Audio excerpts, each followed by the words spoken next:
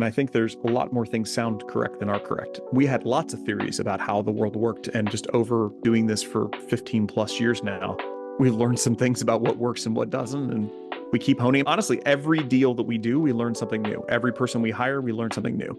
I mean, where we are today versus 3 years ago is shocking. Cash flow. Cash flow. Did you clear your cash flow? Today I got Brent Beshore on the pod. Brent, thanks for coming on. So I came out to your conference in Columbia, Missouri. You put on Main Street Summit. I think there was, I don't know, like 1,000 people, 2,000 people there. Investors, entrepreneurs, HoldCo operators. It was quite an interesting mix. Met lots of people that I see all the time on Twitter, and just incredible experience. But you've got so you're the founder and CEO of Permanent Equity. It's a 15 company holdco, mid 9 figures in revenue across the portfolio as a whole. I'm really excited to dive into this episode. So why don't we just start? I'd love to kind of hear a little bit about what is a holdco, but more specifically how you got started with Permanent Equity. Yeah, well, thanks, Brian, for the kind words. It was wonderful to host you during Main Street Summit, and glad we're getting an opportunity to chat.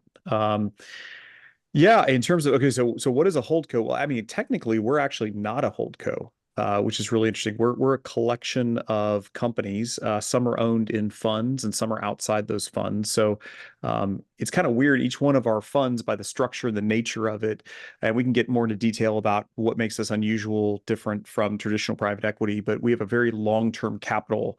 Each one of our funds has an initial term of about 30 years. And so, in some ways, this is going to sound very meta in a weird way to say this. We're kind of a holdco of holdcos, right? We have a holdco that manages the individual holdcos that are the funds, and then there's a collection of companies that are outside the funds that we own directly. So it's a little bit more complicated. It's a little bit more unusual than just a traditional holdco, which is, a centralized holding of a bunch of different disparate assets under one leadership and under one ownership umbrella. We have a little bit more nuance than that, but I mean, from the outside looking in, we look a lot like a holdco. And that kind Yeah, of how did sounds we? like a private equity structure. Is the difference? I guess it's in the name that you hold long term. You hold these company assets long term, as opposed to a private equity timeline might be 5 to 10 years or something. Yeah, so I mean, I would say is the nature of what a holdco is by nature it's usually there's no terminal end date to a holdco versus a private equity fund usually has a 10-year lifespan. So we're kind of in the blend of between. We got a 30-year initial term. We can also renew. We can go longer than 30 years if we want to. So we have a lot of the functionality of a holdco, but technically each fund is its own private equity fund. I mean, private equity broadly just means you buy equity in private companies. So technically, a holdco is also a private equity firm in the sense that it buys equity in private companies. When you think of a private equity firm, what you typically think of is a 2 and 20 10-year fund life, right? So, you gather a bunch of assets, people give you assets to invest, they give you a 10-year time horizon to invest them. So you're supposed to go buy, do whatever the thing you're going to do with them and sell them and return the capital within a 10-year time period. You get 2% annually fee to be able to operate the business, to be able to go out and do these activities. And then once you return the capital, usually plus a preference, some sort of guaranteed rate of return for the investors, then you get to share in 20% of the upside. That's kind of the standard private equity model. We also raise funds, but instead of 10 years, we have 30 years. And obviously, further, we can extend that beyond that. We are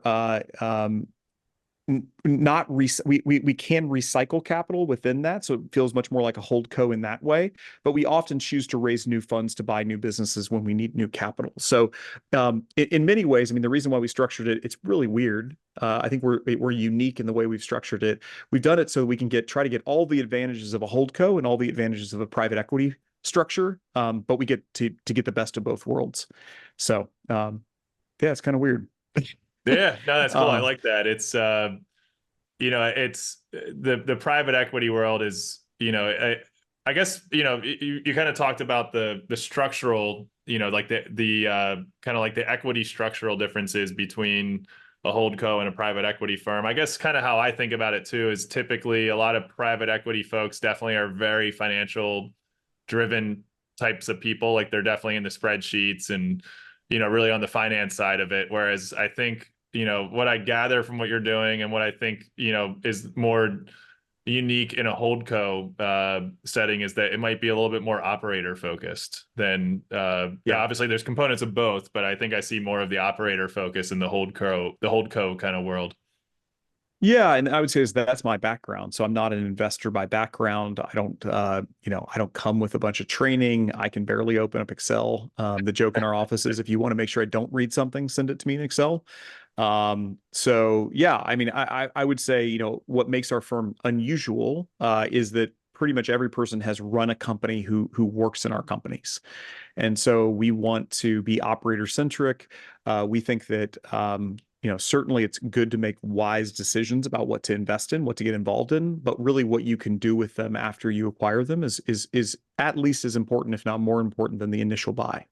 So we want to be good at both, but we definitely want to have an emphasis on operations and being operationally minded towards the companies that we get involved with. Cool. Let's go into your story of how you got this whole thing started. What was the beginning like? Yeah, well, I would say I'm everyone's life is a squiggly line. Mine feels pretty darn squiggly. It's not a straight line from where I started to where I am now.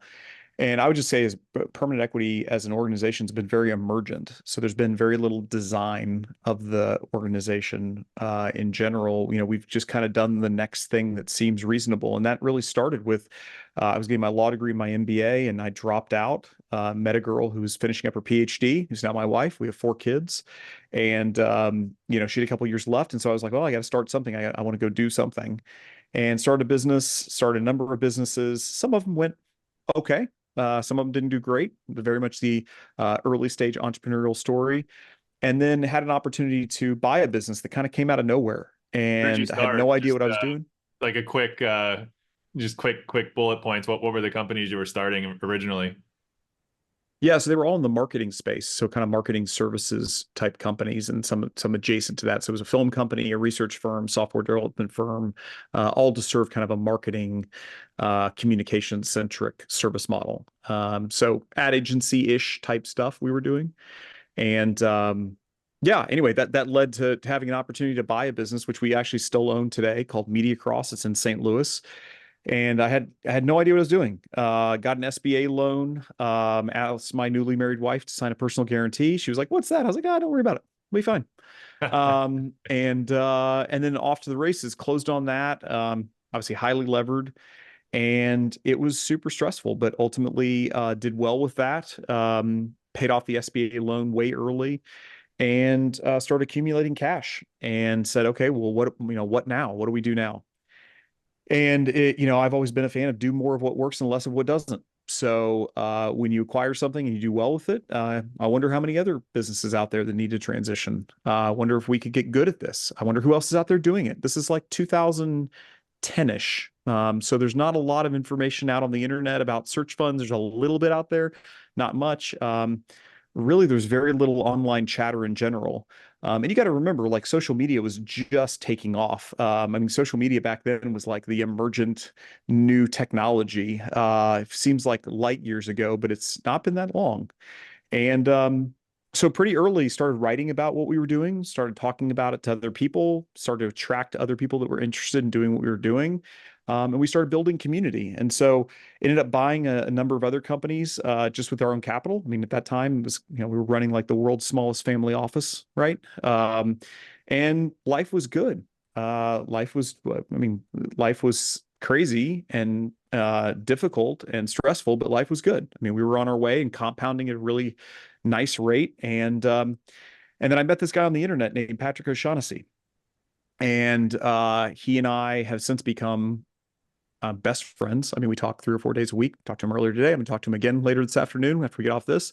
But at the time, he was an analyst working at a firm in New York. He tweeted out something about capital allocation, I think. And I was like, yeah, I'll chat with you about that. So we hop on the phone and he's like, okay, so what's your firm and how do you think about allocating capital? And I was like, well, I run a a group of small companies. And he's like, wait, what? You're not you're not doing public equities? I was like, no, I don't touch public equities. Like we all do privates. He's like, wait, what? And I say, oh yeah, we buy them for this and this. And he's like, wait a minute, what are you buying them for? And what are you generating? And how does this work? And I could tell there was like a leaning in. It kind of broke a lot of his paradigms. I remember when I first told him that, on average, especially back then, we were buying things for about 4 times free cash flow. And he was like, wait, Wow. 4 times yield, like a 25% yield on the money you're putting. I was like, yeah, that's about what we start with. And then hopefully it gets better from there. And he was like, are these like distressed companies? Are they in liquidation? I was like, no, that's just the market for these smaller companies. And he's like, okay, I don't know anything what you're talking about. I've never heard of this before. And so he was like, hey, can I fly to Missouri and can we spend the day together? And I was like,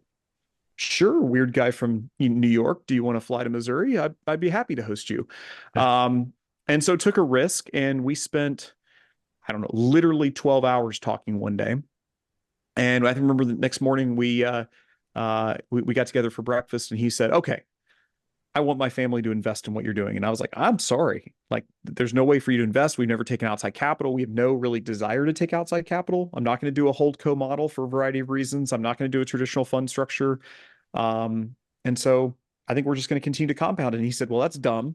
We should figure it out. And I said, well, how? And he goes, well, why don't you tell me what it would take for you to accept our money? And no one had ever asked me that. And those were kind of the magic words. It was a challenge to me of, okay, I'll come up with something. And he was like, great, you tell me what would work for you, and then we'll tell you if we can do it or not. Great. So about 4 days later, I came back, sent it to him, and he looked at it and he said, okay, tweak this, tweak that. And I think we're good. And I was like, Wow. okay, great. Like, what does this mean now? And he's like, well, you should launch a fund. And I was like, well, who else do I raise from? How does this work? I've never launched a fund. I know nothing about this. And he's like, oh, we know a bunch of rich people. We'll help you out. And I was like, well, that's good. I kind of felt like Forrest Gump, right? Being like, when Lieutenant Dan tells them they invested in that fruit company and they don't have to worry about money no more. That was me. I was like, oh, that's good. That's one less thing to worry about. And sure enough, he and his father have just been wonderful. They've treated me extraordinarily well. They helped me raise that first fund. So we raised 50 million in 2017 and then raised 300 million in 2019. And yeah, the rest is sort of history. I mean, we're still making history. We're still in the thick of things. It's not like we have it all figured out. We've hit our face on the pavement a heck of a lot. We've got a lot of scars and bruises. But overall, we're grateful and blessed. So when you first met Patrick, what did you say? You had like 3-ish companies around that time? Yeah. And I mean, what was your, total revenue at that point? Like low tens of millions or high 7 figures or something like that? Or no, I mean, we had bought a pretty big chunky business. Let's see, what was revenue back then? Revenue was probably 50 million. yeah, it's pretty good. Probably back then. Yeah, I mean, we were making real money. I mean, Yeah.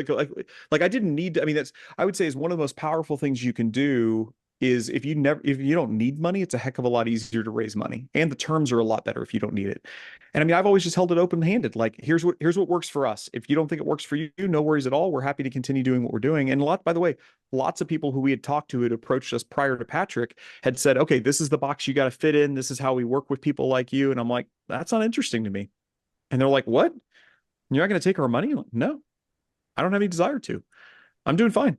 Like, there's no board of directors. I own 100% of it. Like, we're doing great. We're compounding at a really high rate. We're fine. And so what are I mean, it's an amazing story how you got into this. I guess there's kind of always been, private equity. It's been at a, typically a larger scale. Is this when you started doing this, back in the 2010 period, was this kind of the start of people sort of buying and collecting, small SMB companies, or had there been, a history of this happening before that period? I mean, people have been doing, I mean, I remember growing up in Joplin, Missouri, there was a guy who owned like a laundromat and an oil and gas, like a series of gas stations, and he owned a A&W root beer franchise, and I think he owned a Hardee's as well. And I mean, what would you call that? Is like he was kind of a franchisee. He was a small business owner. I mean, and he did really well for himself. I remember him having like, one of the bigger houses in the area, and like he seemed to live a pretty nice lifestyle. Like my guess is he was making pretty good money, right? But he was doing a bunch of disparate things, and he had like a small staff that was, he had built over, I don't know, he was probably, when I was growing up, like late 50s, early 60s. He'd probably been at it for his whole life, and he was kind of entrepreneurial, and just, stuff comes up and you're like, oh, we'll do that. We'll do this. I mean, there's a group in Columbia, Missouri. I remember when I first got into business here that they owned a lawn care company, and then they owned a lighting company, and they owned, just like owned some real estate. And I mean, they just kind of, over time you see different opportunities, and some are good and some aren't. And I mean, I think there's a lot of people who've been doing that. I would say the idea that, you know, somebody who's never bought a business before is going to say, I want to start a HoldCo is kind of weird, right? If you think about it, because like a HoldCo requires that you buy a business first. So you don't get to say you have a HoldCo or you're trying to start a HoldCo until you've bought a business and then a second business and the third business. And then you create the infrastructure on top of that, which by the way, is really painful and unprofitable to do. Like uh, there's gold in the hills, but there's a lot of digging that you got to do. But I would just say, yeah, I think it's been around for a long time. I would say it's certainly become more in vogue, and as we've communicated about what we've been doing, we've believed for my entire career that it's better to be open source about what you're doing and attract the right people and repel the wrong people. And so I think we've had a positive influence, hopefully, in showing people, hey, it's both hard and it's can be really worthwhile. And businesses need it. Like a lot of families need to transition, and there aren't the people. The money's not the problem. The skill set's the problem. And oftentimes there's a mismatch between the people who have the skills don't have the money, and the people with the money don't have the skills. And so I think that's where hopefully there becomes a more efficient market. And I think the search fund market is becoming that. I think that the move towards quote unquote wanting to start a HoldCo, people are figuring it out, and it's beautiful. I love it.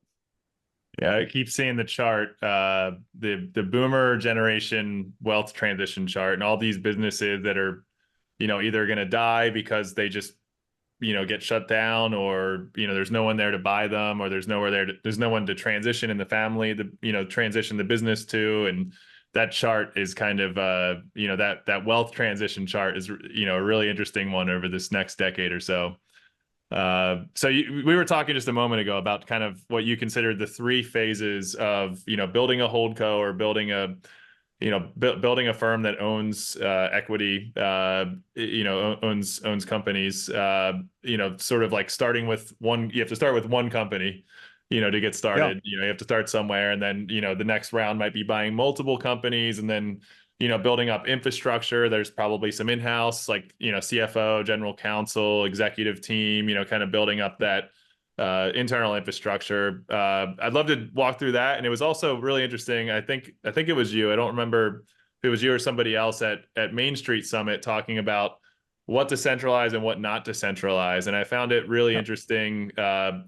The concept of not centralizing things like HR and payroll, and there's a couple of things like general counsel and maybe a CFO that you can centralize, Yeah. but there's not a whole lot that makes sense to centralize. So I'm curious kind of what that like HoldCo, or whatever you would call it, like the permanent equity executive layer, sort of what that centralized office looks like. Yeah, well, so okay, so let's back up and talk about I think of it in terms of building a HoldCo in terms of three phases. So it's really, really difficult to find, negotiate, diligence, document, acquire, and operate one business. Really, really hard. Very few people who set out to do one deal ever get one deal done, and ever get one deal done where there's a positive outcome, either through the cash flow generated or through the sale of that asset. And I would argue it's a lot harder thing to do to operate these companies for cash flow than it is to operate them for the event of a sale. Right? Now, if you think about it, if you're going to operate them for the event of a sale, then you're never going to really run a HoldCo, because you're going to constantly be churning through assets. You're only going to have a handful at a time that you'll own. And by the way, many people do this very successfully. There's nothing wrong with saying, look, I go in, I buy a business, I clean it up, own it for a little while, and then I sell it to somebody else who's a better owner of it. Like, that's great. That's just not building a HoldCo. In order to build a HoldCo, you got to hold on to things. Like, it's a HoldCo, it's not a SaleCo. So, so the first phase is you got to buy one thing. And usually what I would say is one really smart person who's hardworking, who gets a little lucky, can buy a business. Still really hard. Most people fail, but you can do it. You buy one business, you operate it successfully. Congratulations, you've moved yourself out of the CEO spot. The business is not independent of you, but is lightly dependent upon you. Fantastic. Now you got to gin up. Where's the next deal going to come from? So all that searching that you did before, probably because you've been operating, that's all dead deal flow at this point. There's, maybe you have a few relationships that are hung around, but now you got to gin up the engine again to go find something else. That takes time. Well, who's going to be operating the business while you're gone? Well, hopefully you installed a good CEO. You're maybe staying in touch with them, but now you're kind of focused on the future. You've got your back to them. It's really hard to buy the second thing. Right. And it's just you remember at the time, like you built no infrastructure. You maybe have some obviously where you have outsourced accounting, you have outsourced legal, outsourced HR, where, outsourced technology, whatever the outsourcing you've done, but you've made it work. Congratulations. That's awesome. Now you go to buy the next thing. Now you got to go through that whole process again. Now you got two things. Yeah, can you manage two things? You replace yourself in CEO, you take the CEO spot. It's a little more hectic now. It's difficult, but you can get it done, right? Well, now you do it a third time. Now you can't keep your numbers straight. Now you've got fires popping up over here and over here and over here. You've got this CEO decides to leave. Now you decide, okay, I have to buy some infrastructure. So now you've got your earnings, which, you got your return on equity that's being generated. Hopefully you're doing a good job operating these businesses. You got them at a reasonable price. You're generating cash. Now basically you have to take all that cash and you have to wipe all those earnings and you got to dump them into building infrastructure. So then you can build a sustainable machine. So the next phase is, how am I going to do that with a small handful of companies? So typically what that looks like is you start splitting functions. Okay, I'm going to be the operator. I'm going to hire an investor. I'm going to be the investor. I'm going to hire an operator. We're going to hire a CFO who's going to take care of all the regulatory stuff. Well, how many investors do we have? Who handles them? Again, who finds these deals? Who's diligencing them? What happens when something goes haywire? You got to solve all these things, right? So let's say you got a small handful of people now that you brought on. You've got 3 businesses, maybe 4 businesses. Things are nuts, but you guys are making real money. That's awesome. Congratulations. You've made it to level 2. Almost no one does this. That's awesome. But you're actually not making a ton of money right now because all those free cash flow that you've been generating, you're dumping back into building infrastructure. So now you want to get to the third level, which is you got to have escape velocity of cash. You got to build an organization that can consistently find businesses, consistently negotiate businesses, consistently diligence businesses, consistently document businesses, consistently close them, and consistently operate them at scale. So you want to build a machine somehow, and there's lots of ways to build that machine that can consistently do all those functions.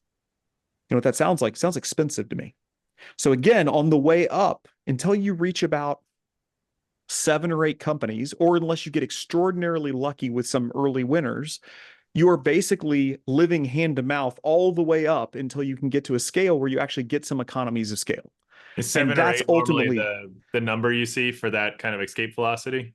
Yeah, I would say depending on the size and depending on how you do it, I would say 7 to 8 is usually a minimum. I think that most people kind of reach the peak of that, like the amount of pain in level 2 before you jump to level 3. I've seen one organization do it at like 14 or 15 companies. And you talk to there's like 3 guys who all run that kind of as joint partners. And then basically, if you want to think about it that way, they're running 3 5-company HoldCos at like at the second level, but they still haven't made it to that third level. And they're like, oh my gosh, like this is crazy. Like our lives are nuts. It's like, yes, well, of course, each man's running their own 5-person HoldCo by themselves. Yeah, life is going to be crazy. These things are, a quote that I maybe the only quote that I'm remembered for is that I say all businesses are loosely functioning disasters and some happen to make money. So yeah, when your job is to run 5 loosely functioning disasters that happen to make money sometimes, like life's going to be pretty nuts. So anyway, those are the 3 tiers. So phase 1 is buy a business. Phase 2 is buy a small handful of businesses that you yourself can kind of baling wire and duct tape together. And then phase 3 is build an organization that consistently can do all the things. Very few people have done the third, more people have done the second, but it's still brutally difficult. And almost no one actually does the first to start. So those are the kind of the 3 phases. I want to take a quick break from the episode and say, if you're enjoying this content, the best way you can say thank you is to subscribe. So if you're on YouTube, hit the subscribe button and the notification bell. And if you're on one of the podcast platforms, hit the subscribe button there as well. And also share it out to your friends and colleagues. If you find this content useful and you think other people will enjoy it as well, please send it out. And back to the episode. How important is it to have synergies in your target, like your acquisitions? Is there, should people be doing, one industry, just kind of verticalizing one industry, or kind of doing adjacent businesses that go well together and can cross sell to the same customer base? Or is it just like whatever pencils the best, just buy that? Yeah, I think everyone's got a different flavor. So a friend of mine, his name's Will Thorndike. He wrote a book called The Outsiders. Will's he was one of the godfathers of basically the search fund industry. Ran a firm called Housatonic for a long time. And Will's smart, thoughtful, kind. If you look at that book, The Outsiders, which I encourage everyone to read, it profiles, I think it's 8 of the top investors, like sort of the well-known but really interesting investors.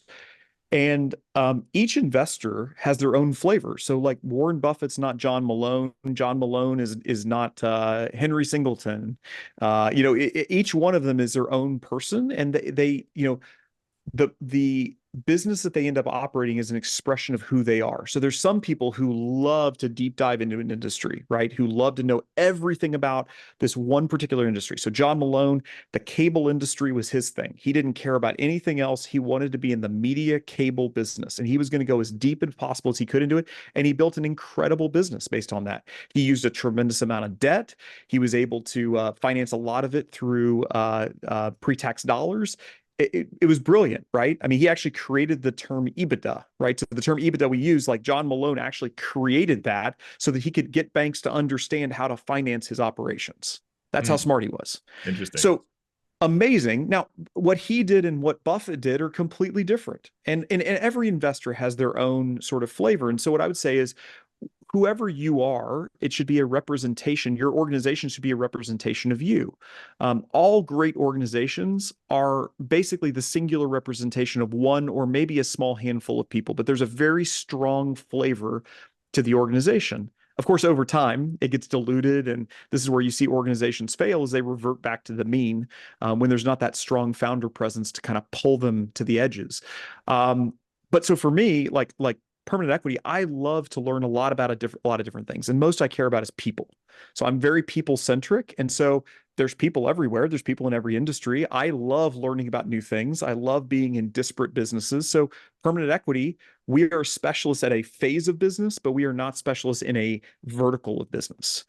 For us, it works great. We've done really well. I think other people who try to copy us, if that's not your interest, if you don't share those same values, they're going to fail at it. In the same way that some good friends of mine are vertical market SaaS investors. That's all they do is VMS. Great. That's who they are. They want to do the vertical market software. I don't want to do that. So I would just say is whatever your personality is, whatever you're drawn to, just do that thing. What's that phase of business that you focus on? Yeah, so we joke, we call it the adolescent phase of business, where you're too big to be small and too small to be big. So if you look, where most businesses top out is this sort of ceiling of brute force, where it feels like no matter what they do, they just can't break through the ceiling. And it's because they've gotten themselves in the position where they are the big side of small, and they're not quite at the small side of big, right? They're just in this weird, awkward adolescent phase where they can't quite get over the hump. We love to find businesses like that, because the way we think about it is there's lids on the business. And if we can find where those lids are and we can understand how they're all connected, we can start releasing those lids, and a lot of value is created from there. So, look, if you've operated a business for 30 years, and the business is, let's say, making $5 or $10 million of free cash flow. I mean, look, you as the owner, you've done extraordinarily well. You've made it into the top echelons of business. Like, you are the chairman of the country club. Everyone in town knows your name. You're well respected. I mean, maybe well respected. You made a lot of money. Let's put it that way. You're well known. You're the rich guy in the region, right? And there's these people everywhere. There's these men and women everywhere who have reached that stage. But at the end of the day, if you think about it, why have you, after 30 years, only are making $5 million? It sounds like a weird question, right? It sounds like, Wait a minute, that's a lot of money. It is a lot of money. But what I can tell you is, without fail, there's something that's lacking from that business that doesn't make it make 10, 15, 20, $50 million a year. And so what you want to try to figure out for us as investors, if the market's right, if we've done our homework right, which I think we've gotten pretty decent at doing, the market should be big.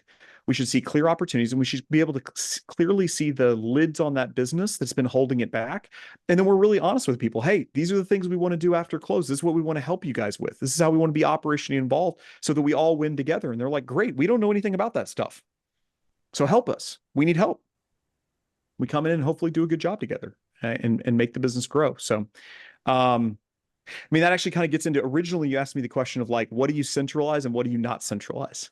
And I feel like this is it's a funny pendulum. I've talked to a number of people who've built, HoldCos in the past, and we've all followed the same kind of trajectory. When you first think about it, you're like, oh, well, every business needs marketing. Every business needs HR. Every business needs this, right? So you're like, well, why don't we just be the back office for all these businesses? One problem, the humans. So, the joke in a lot of businesses, it would be, business would be easy and business would be great if it weren't for the employees and the customers, right? Now, you wouldn't have a business if it wasn't for the employees and customers, but yeah, the employees and customers make it difficult, right? We're all messy people. You're messy, I'm messy, we're probably differently messy. And when you get multiple messy people together, well, turns out it's a mess. And when you look at the logic behind, should you be able to centralize a lot of services for businesses? Absolutely. It makes complete sense. There's just a lot of things that sound right about the world that just aren't correct. And so many more things sound right than are right. And this is just one of them. And so I did early days, tried to start centralizing everything. And this weird thing happened. Our relationships with our portfolio companies, relationships everywhere, just went to hell quickly. Everything that went correctly was their responsibility, and everything that went wrong was my responsibility. Right? We're all looking for somebody to place blame onto. And by the way, it's not intentional. It's not like we wake up and we're like, okay, my stomach hurts this morning. Who can I blame for this? And like we start looking around. That's not what we do. What we do is we say, my stomach hurt. It couldn't be the fact that maybe I intentionally overate because I was stressed out and I was stress eating. Or maybe because I haven't worked out in 3 or 4 days. It must be that food that I ate was bad food, right? So we're always looking for somewhere to place the blame. And so the reality is either the companies are going to be operated with high authority, very top down, or they should be operated with very loose authority and a lot of delegated authority. And either one of those models works. So if you look at, there are organizations that come in and they say, we're going to acquire you. You're going to adopt all of our systems, all of our processes. You become us. We are bringing you into the Borg, and we are taking you over. And if you don't like that, there's the door. That actually works really, really well, excellently. There's a lot of other organizations that say, hey, we're gonna buy you. It's your responsibility. Here's what you're responsible for. Here's what we're responsible for. You do your job. We'll do our job. That works exceptionally well too. Different risks, different rewards on both sides. Hell is in the middle of that. Everything that's not at one of those two poles is living hell, because again, all the miscommunication is going to happen. What are you responsible for? Well, why did this happen? Well, you did this, and then that happened. Well, I can't take responsibility because this happened because you're involved, or you're not involved, or you're sometimes involved. There's this incredible squishy middle that it's horrible for everyone. So we, again, initially tried to centralize. Then we swung probably even too far to saying, hey, we're not going to do anything for you at all. We're just going to be a good long-term home. We're going to treat you well, good governance. We're not going to do anything. I think now we're kind of in the middle where the way we think about it is a 2x2, where the value created and the rarity of the thing, we want to be in the top right corner. So the more valuable the thing and the more rare the activity, the more we want to be the ones responsible for helping out with that. So as an example, is it helpful that a small business is excellent at hiring a new CEO by themselves? Gosh, I hope not. It's not something you need to do all the time. I mean, if you have to do it all the time, then that's a weird business model, right? Hopefully you hire a CEO and they're in the seat for a long time and create a lot of value and compound and all that stuff. That's something that we have to do quite often, right? We have to look for new leaders of these businesses. So that's something that as permanent equity, we can get excellent at, but we don't need our portfolio companies to be excellent at that. Let's take it down to sort of a level further. How often should a portfolio company rebrand? Probably shouldn't be rebranding once a month. Probably shouldn't be rebranding once a year. Maybe you're rebranding once every 5 to 10 years. So if we have a portfolio of 15 companies, that means that we're probably running a rebranding campaign, rebranding activities for 1 or 2 companies a year, right?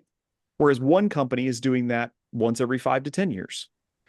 That's something that we can get good at that has nothing to do with the company. Now, do we want to be the ones placing local advertising on behalf of our companies? No, we don't. Do we want to be the ones designing the flyers for our companies for their pool cookout or for the whatever barbecue? No, we don't. There's a lot of activities. Do we want to be the ones hiring for the line at a manufacturing operation? Of course not. That's an activity that should reside at the portfolio company.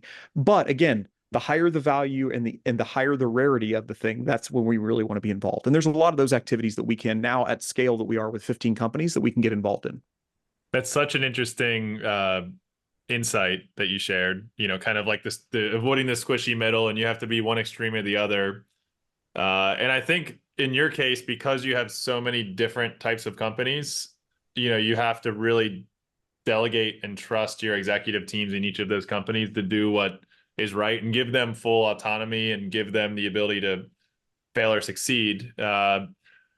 Whereas I think if you have a really vertically aligned company, maybe it looks less like a HoldCo and looks more just like a roll-up where you've got divisions and you've got, kind of one corporate structure and you're just kind of bolting in parts over time. And maybe they're adjacent but synergistic, or maybe they're literally just the same thing that's just making the sum of the parts larger with each acquisition. But that is such an interesting, like when I heard that idea the first time at Main Street Summit, it completely blew my mind. I never would have thought that trying to I would think that my intuition would have said that, oh, you can centralize marketing, you can centralize payroll, you can centralize some of these things. And it just, I think that's one of those things you either have to just learn it or trust the people who have been there, either learn it on your own or trust the people that have been there. Yeah, I mean, or you can try it for yourself. Yeah, that's what I mean. Yeah, learn and feel the pain firsthand, touch the stove. Exactly. Or maybe you figure it out. I mean, that's the thing about all this stuff. Like, yeah, you try to pattern match, but I mean, look, there's plenty of things that we do that people look at us and are like, that's weird and that works. And we're like, yeah, it works for us. So I would say is too, like, I'm one opinion, like put it in your mixing bowl and see what pops out the other side. I mean, if you think I'm wrong, prove it, like go do it.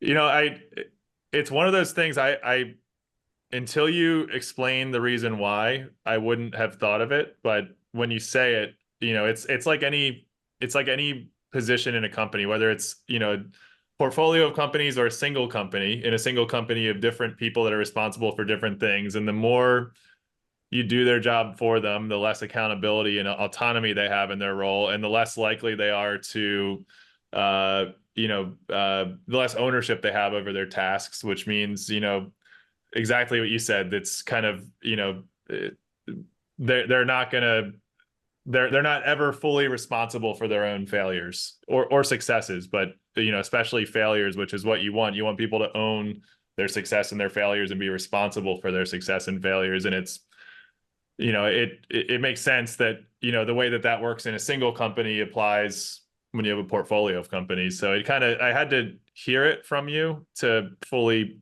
soak in the why part, but it makes total sense at that point. Well, here's another one that's kind of like this. It's an insight that's hard earned. And when I say it initially, you're going to say, wait, what? Because I would have said the same thing, which is small businesses don't have access to good talent.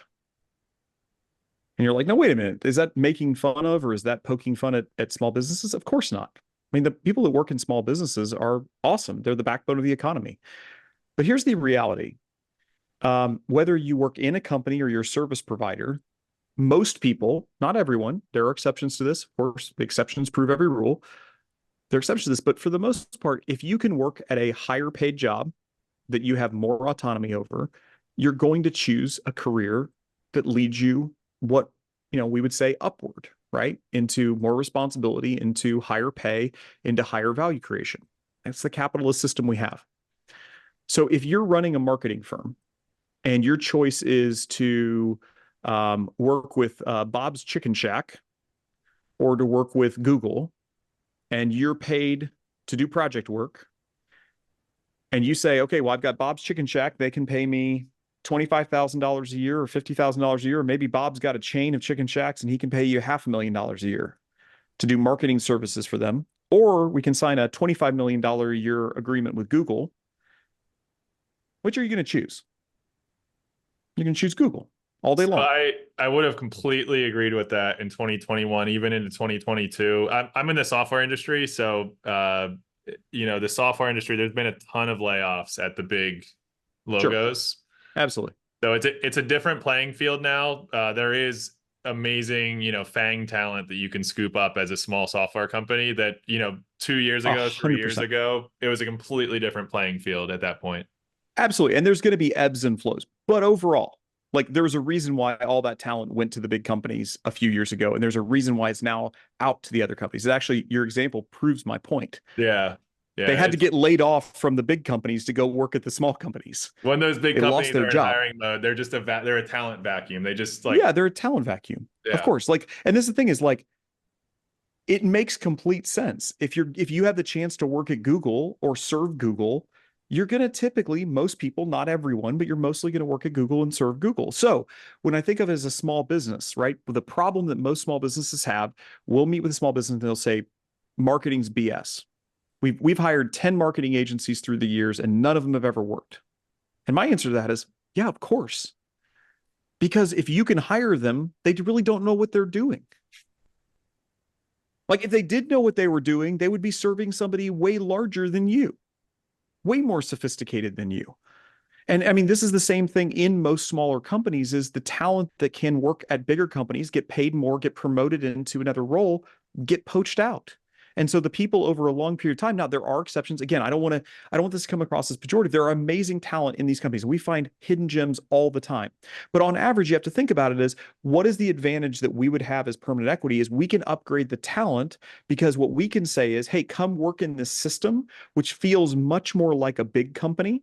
So we have all the hiring advantages, all the sophistication, the access that a bigger company would have, but we get to point that in the direction of a smaller company. So across the board, whether it's marketing, sales, technology, HR, recruiting, all these things, we're able to take what we see as best talent, right? And if you think about it in terms of world-class is just the best you've ever seen. So if I ask you and I say, okay, hey, what's the best restaurant you've ever eaten at? And you're like, oh my gosh, it's incredible. This place is called Hardee's. They have these incredible burgers and fries. And I say, oh, that's interesting. How many restaurants have you eaten in your life? And you're like, oh, there's maybe I've eaten at 6 or 7 restaurants within a 10-mile radius of where I grew up. Okay. Well, that would be very different than if I said, hey, what's the best restaurant you've ever eaten at? And you said, oh, there's this 2 Michelin starred restaurant in the south of France that blah, blah, blah. It's like, oh, well, you probably experienced a lot more. Certain people are going to have a viewpoint that's going to say, what is world-class? What is the best you've ever seen? It depends on what you've been able to be exposed to. And so when we're exposed to 15 companies and growing, we're able to take a look at that and say, okay, we have access to incredible talent across the system. We've seen a lot of what works, what doesn't. We've seen a lot of service providers. We have a lot of access. We can then come in and say, let us help upgrade this aspect, that aspect, while keeping, of course, the culture and the backbone of the company. We're not coming in, we're not replacing leadership, we're not clear cutting, and we're saying, okay, your people are out, our people are in. We hate doing that. We want to keep that local culture, but we also want to say, okay, that lid over there that you've had where you can't scale sales, we know an incredible firm that recruits the best talent leaders, sales leaders in the country. Let's bring them in, right? Let's have them help. Let's recruit somebody in from the outside. So I think it's that's the ability to use that talent and use that access in a way that small businesses just don't have access to, which again makes it, this is why small businesses have such trouble competing against, even medium-sized businesses. That escape velocity that they have as you get to be a certain size, it becomes a magnet for talent, and ultimately talent is what drives success. 100%. You made me think of something. So when you acquire these businesses and you start pulling off those lids, to open the business up to the next level, to get out of that adolescent stage, how often do you, or are you even willing to sacrifice the free cash flow to make those investments? Yeah, I mean, so maybe this is actually a slightly different question. I think you might want to ask, which is how do we think about generating cash versus reinvesting cash? Because that's ultimately an allocation decision, is what you just asked about, right? You're asking about it in a very specific thing, which is, how are we in individual companies unlocking these lids? I mean, if we're doing a good job, that's really what we're doing just broadly, no matter the stage that we're at, is we're trying to figure out how do we reinvest back into the business to take it to the next level. And so the way we're structured is it's completely aligning. And if there are high probability, high returning projects to do, especially pre-tax, it's a no-brainer to do them. We want to keep the cash in the companies. We want to recycle that cash. If I said to you, hey, there's a place to stick $1 million, and every year from here on out, we're gonna get $400,000 of free cash flow and groaning, you'd be like, God, don't give me the money. Keep the money. Keep the $1 million, right? Conversely, if I said, hey, you have a choice. I can either give you $1 million, or I have a place where I can generate $10,000 a year with that $1 million. You'd say, for God's sakes, do not reinvest that capital. Give me the cash out, right? So that's what we're doing. We're basically saying, hey, the higher the probability, the higher the return, ultimately the higher the value creation, the more we want to do those projects. And as you start moving down the curve and saying, okay, at some point, it makes more sense based on our opportunity cost not to reinvest the cash and to distribute it out. And so that's kind of that's the game we're playing. We're trying to figure that out. Now. It sounds great in theory. Probabilities are really hard to actually predict. I don't think we're super great at that. And ultimately, the value created can be very skewed. So, we might look at a project and say, okay, roughly, we think that there's an 85% chance of success, and success kind of looks like a 20% to 40% return. When we say that, sometimes we are way under the mark, and sometimes we're way over the mark, just because it's so hard. I mean, how do you predict the actual probability of success? I mean, it's kind of a put your finger up in the air and it's a feel thing.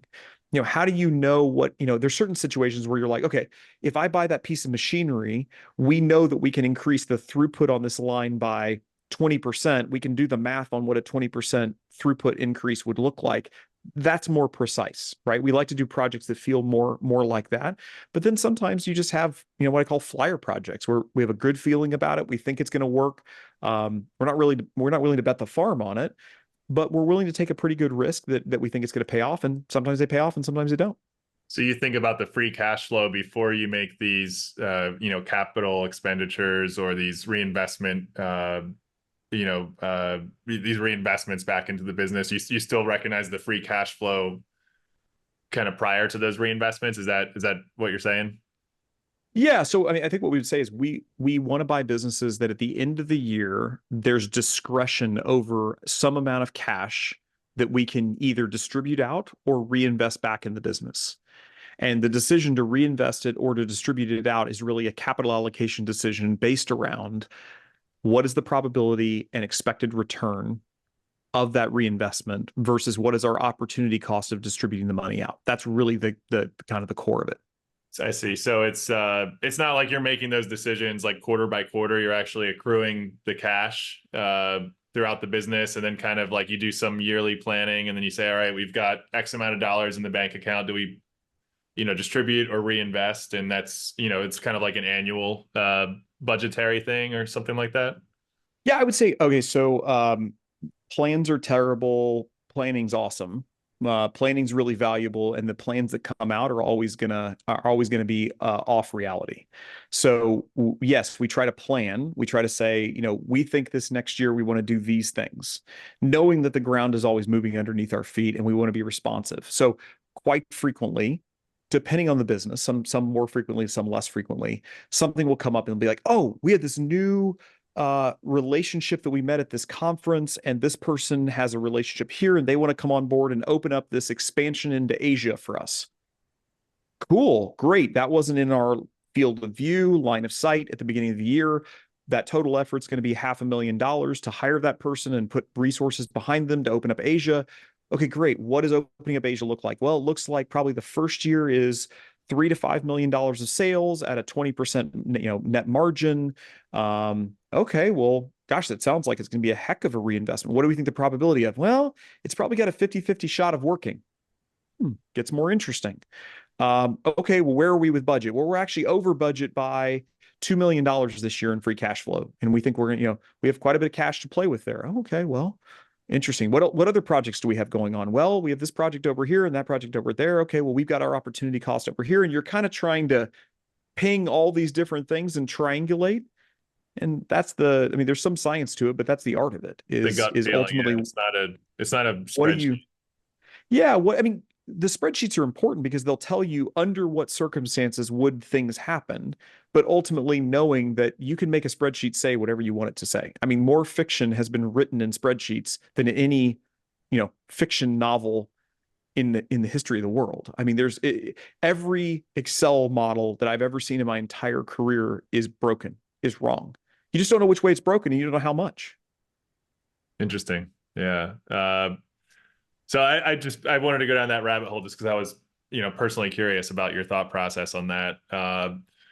You talked about earlier the kind of the quadrant of what you do bring in-house, where if it's, sort of rare and, difficult, let's say that kind of like up into the right, quadrant is what you would bring, into the, permanent equity umbrella and sort of make it available to the portfolio companies. And one of those things you said was hiring CEOs, which is rare, doesn't happen often, hopefully. And so I was curious, how often with these acquisitions, how often does the CEO come with the company? How often do you have to install a CEO? And what does that process look like for, putting the right CEO in a company? How do you like consistently hit those home runs on getting the right CEO into the seat there?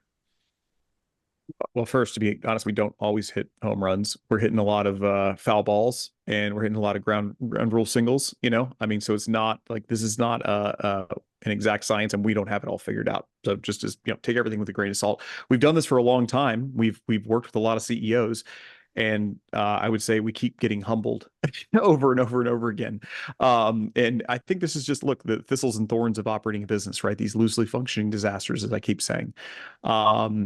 But the reality is we try to work with the seller. So when we first talk to a seller, we say, okay, great. You're going to be, what are your plans? We actually don't even assume. We just say, what are your plans? Sometimes they say, well, actually, I own the business. I'm the CEO. I'd like to sell a big chunk to you guys. And then I'd like to retain some though. And I'd like to stay on for 10, 15, 20 years.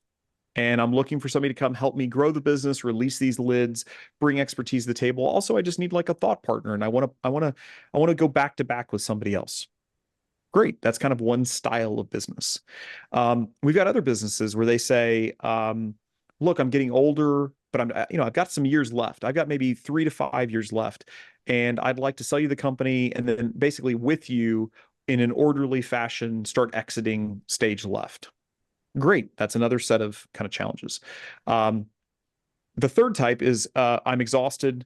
I've had this big life event. I want to leave at closing or shortly thereafter. Now, each one of those, independently of what they want, has some sort of talent level around them. So in the case of the person who wants to stick around, we always want to insist, okay, what's the hit by the bus risk? So it's unacceptable to us to have somebody who, if they got hit by a bus, it would derail the business. So what we say to somebody is, great, you're the CEO, you want to stay in place for 10 to 20 years. We still need to get somebody in place, if they're not already in place, that can play backup CEO to you, God forbid something were to happen. Second situation where the person says, okay, I want to do an orderly transition 3 to 5 years. Great. Do you know who you want to transition it to? Yes.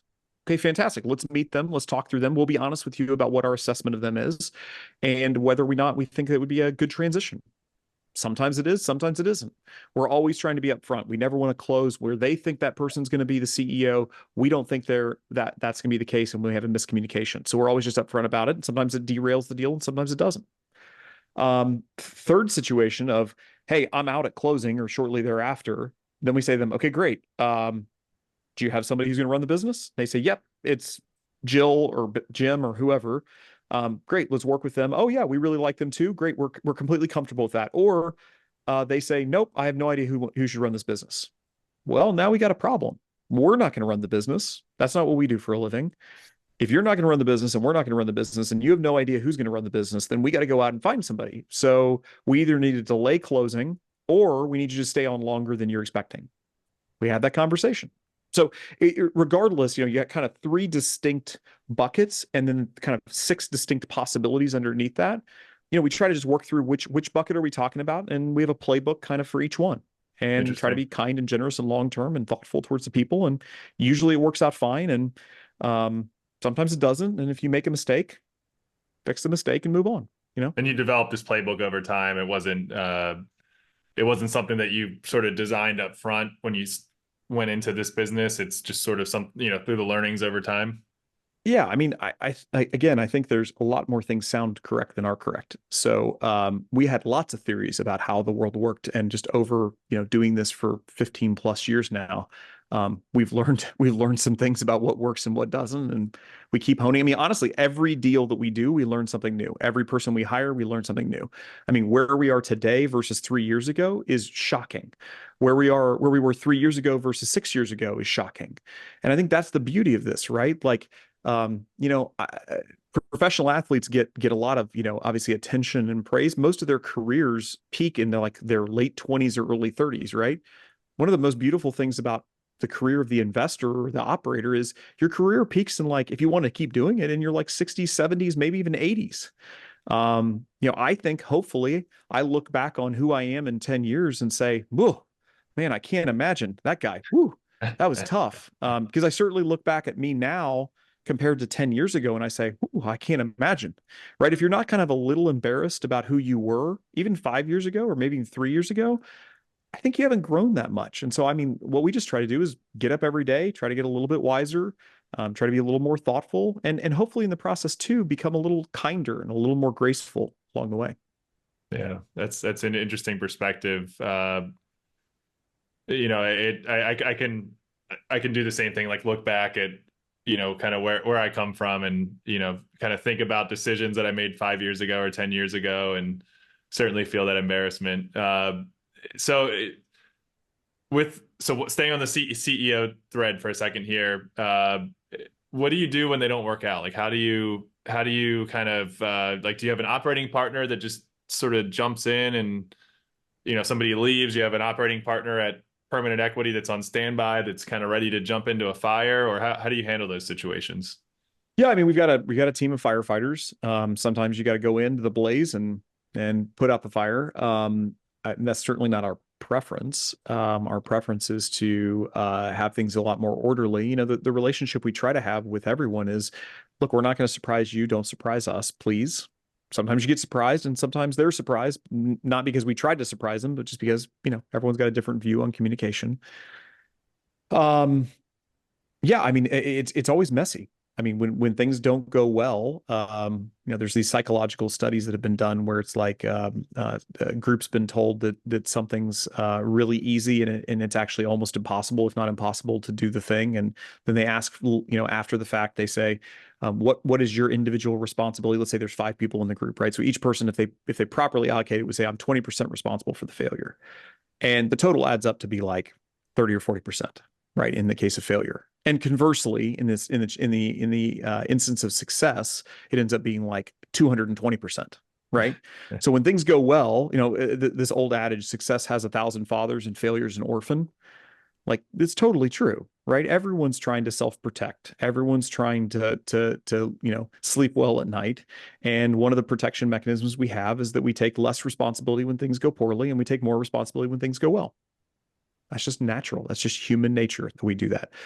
So, of course, when you get into companies and you get into really messy operating situations and these loosely functioning disasters, there can be real messes. And I think that, dealing with those artfully, and one of the things that, I talk to the team about a lot, that we kind of share as an ethos is, look, it is our job, no matter how heated things get, no matter what is said, no matter what allegations get thrown at us, and people can get real mad.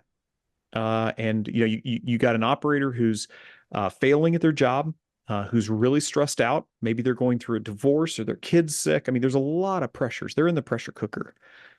People in pressure cookers don't always act the best. And so it's our job to still remain calm, treat them kindly. Now, do we always do this? Absolutely not. Do we have to apologize? 100%. But we're trying, right? And so I think that, what do we do when somebody's not working out? We try to be kind and generous, but I say kind, not nice. And that's a really important distinction. I can't emphasize this distinction enough. Kind and nice are very different things. Nice says, hey, you're doing fine. It's okay. It'll be okay. Right? Nice says to your friend who says, hey, I've got this heroin addiction. Oh man, I'm really glad that you're feeling good whenever you shoot up. Right? Kind says, hey man, I'm throwing you in my car and we're going to go to rehab. Sometimes CEOs, you got to throw them in the car and take them to rehab. They don't like it. They're kicking and screaming. And sometimes, we want to work with them to improve them. Regardless, we're trying to do what's best for them. It's not kind to leave somebody in a position that they're failing in. It's not kind not to tell somebody that they're failing. Now, again, do we do this perfectly? Absolutely not. Are we human? Of course. But again, we're trying. As you were saying all that, I started to ponder, why is it human nature that, we as humans are 200% likely to accept the success and 30% likely to accept the failure? Like, what's the evolutionary or the, whatever the, psychological component that creates that? Is that societal? Is that, somehow biological? I'm trying to like figure out the answer to that. I don't know if you've ever thought that deeply about that particular thing. I mean, I think if you strip back reality, depending on what you think is true about the world, it's kind of terrifying. Like I remember having this realization, becoming an adult and seeing adults and being in the room. Like when you're younger and a kid, you think that the adults have all the answers and that they have it all together and that they're like, thoughtful and everything's orderly and organized. And then you get into some rooms and you're like, oh God, there is no one that knows anything, that no one's in charge. Like this is kind of terrifying, right? So I think that, none of us would sleep well at night. And, it's a I would say the hardest thing in the entire world is take an honest look at who you really are and all your faults and deficiencies and admit them. It's almost impossible. And so when we have failure, of course, the thing that we want to do is to say, well, surely it's their fault. It's so easy to see problems with other people. It's so easy to see the shortcomings of other people. It is so hard to see our own shortcomings, right? We judge everyone else by their behavior and we judge ourselves by our intentions. And even our intentions we're a little squishy on, right? I mean, we've all got mixed motives all the time. And we like to be very charitable towards ourselves. So all that to say is it just is a reality. I mean, there's a lot of reasons behind it. I don't probably know all the reasons, but I can tell you it is a reality and I can feel it myself. Like when I fail, I try to look for everyone but me to blame. And then ultimately, what really causes the best results is when I look at myself and say, even if I only think that I am 1% responsible for this situation, I'm going to own 100% of it. That's the only thing we can do because I can't control what you hear. I can't control how you perceive me. All I can control is how I behave. That's it. I lose control beyond that. So I don't know. I'll tell you, I know it firsthand. I sometimes will, get into that sort of like defensive mode where I don't want to, accept the blame at first, whether it's with a business partner, an employee, my wife, whoever. And, definitely the entire paradigm shifts when you own your part and move forward from that space. It's a totally different conversation at that point. Well, and you got to remember too, we're all wired very differently. So one of the best things I ever did for my marriage is my wife and I took some personality tests side by side, live in front of one another. Which one did you do? It was incredible. We did Myers-Briggs testing in front of each other, like a version of it with an overlay on top of it called 5 Voices. It was incredible. They put up a list of like, okay, are you more the things on the left side of the list or the right side of the list? And, my wife was going first and she looks at that and she's like, are you kidding me? Of course the left. Like, what kind of maniac would choose the right? And there I am like, well, that maniac would be me. Like, she looks over at me. She's like, at that time, she's like, we had 3 kids. And she's like, oh my God, I have 3 kids with this man. Like, who is this maniac? Oh, right. Man. Like, but what we realized was my wife and I are literally the opposites along the 4 major quadrants that Myers-Briggs tests for. Right. And we were just miscommunicating past each other all the time. We couldn't figure out what was going on. And then we finally realized it's like she's wired and I'm wired literally as opposites. Now, the cool part is being married, if I go back to back with her, we've got a really good viewpoint on reality, right? Because she's the opposite of me in every area. If we're compatible opposites. We're an incredible, like unstoppable force. If we're not united, if we're divided, it is ugly. And we cannot figure out why in the world she thinks that way or why in the world he thinks that way. And we think about the world completely differently. I live in the future. She lives in the present. I love to loop on decisions. She loves to close decisions off. I'm extroverted. She's introverted. She's actually a thinker. I'm a feeler. Like there's every side of it is completely the opposite. I feel like you're describing my marriage too. That's so funny. Absolutely. And in fact, it's actually, there's data on this. The younger you get married, the more you marry your compatible opposite. Wow. The older you get married in life, you marry more somebody like you. So it's a really interesting kind of how that comes together. But yeah, I mean, I would say this is normal. And by the way, this is normal in business relationships, right? Like, God forbid everyone in this business were like me. It would be absolute chaos, right? That's what makes the world go round, is we're all very different. So I would say is, the nuances of why do we accept more responsibility, less responsibility, is I think that we assume that everyone thinks about the world the way we think about it, because we look through these eyes. We don't look through anybody else's eyes. I don't know what the world's like through your eyes, but I can assume it's like looking through my eyes. And the reality is not true. I had Mike Zani on, who's the CEO of Predictive Index. He was on like 20 or 25 episodes ago, and before the episode I did the Predictive Index test so he could talk about the scores on the episode. And then my wife did it, and we were literally like the opposite ends of the extreme side of the spectrum. It was like 3 standard deviations in each direction. I think mine was like the Maverick and hers was the controller or something like that. Yep. That's exactly how it always works. So you're talking about all this. I was laughing thinking about all that and the similarities. Brent, this was awesome having you on. I really appreciate you coming on the pod today. Of course. Yeah. Thanks, man. I really appreciate it as well. And grateful to be asked to join you.